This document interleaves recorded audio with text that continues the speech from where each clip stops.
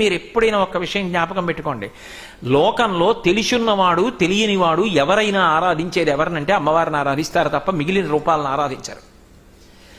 ఏమీ తెలియనివాడు ఉన్నాడు అనుకోండి, పోలేరమ్మ, తలుపులమ్మ, మరిడమ్మ, నూకాలమ్మ. నూకాలమ్మ అంటే ఈ ఊళ్ళో నేను అన్నం తింటున్నానంటే ఆ తల్లి నాకు నూకలు పెట్టిన తల్లి. ఏం చేస్తాడు, ఏడాదికి ఓసారి వెళ్ళి డప్పు వాయించి ఆవిడ దగ్గర వేపమండలు కట్టి పట్టుకెళ్ళి ఏదో ఆ వాడికి ఉన్నది నైవేద్యం పెట్టి వస్తాడు. అక్కడ ఏం పెద్ద వైదికమైనటువంటి ఆచారం ఉండాలని నియమం లేదు. కానీ అందరికీ అన్నం పెట్టిన తల్లి, ఊరికి అధిష్టాన దేవత నూకాలమ్మ, తలుపులమ్మ.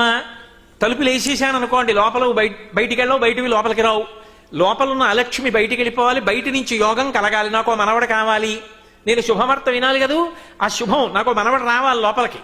తలుపులు తీసుకుని తాత అంటూ వాడు పరిగెత్తుకు రావాలి, యోగం నాకు మనవడు పుట్టాడు అంటే అది ఇవ్వగలిగినది. తలుపులు తీసి మనవడినిచ్చింది తలుపులమ్మ, ఇంట్లో అలక్ష్మిని బయటికి తోసేసింది తలుపులమ్మ.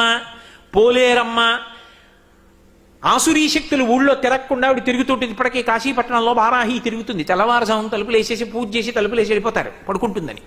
అది దగ్గర నుంచి తలుపు తీస్తే మనం అసలు నిలబడి చూడలేము వారాహిని, అంత భయం.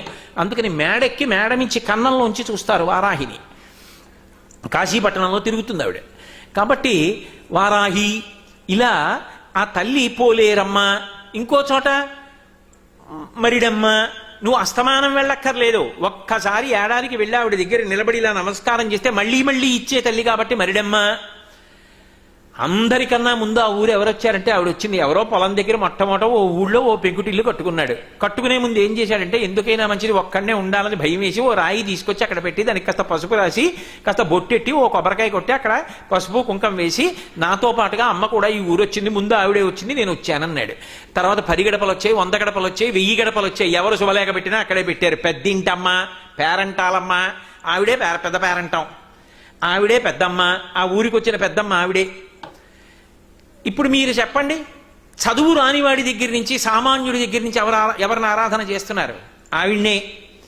ఆ ఆరాధన కూడా అందరూ ఒకలా చేరి సాత్వికంగా చేసేవాళ్ళు ఉంటారు, రజోగుణంతో చేసేవాళ్ళు ఉంటారు, తమోగుణంతో చేసేవాళ్ళు ఉంటారు. ఎలా చేసినా ఆవిడ్నే. బాగా చదువుకున్నాడు అయినా చేసి తీరవలసింది సంధ్యావందనంలో గాయత్రినే. ఇంకా బాగా చదువుకున్నాడు కామాక్షిని. ఇంకా బాగా చదువుకున్నాడు ఏదో మంత్రాల రూపంలో ఉపాసన. ఏదైనా అందరూ తేలికగా పట్టుకోగలిగింది ఎవరిని? అమ్మని.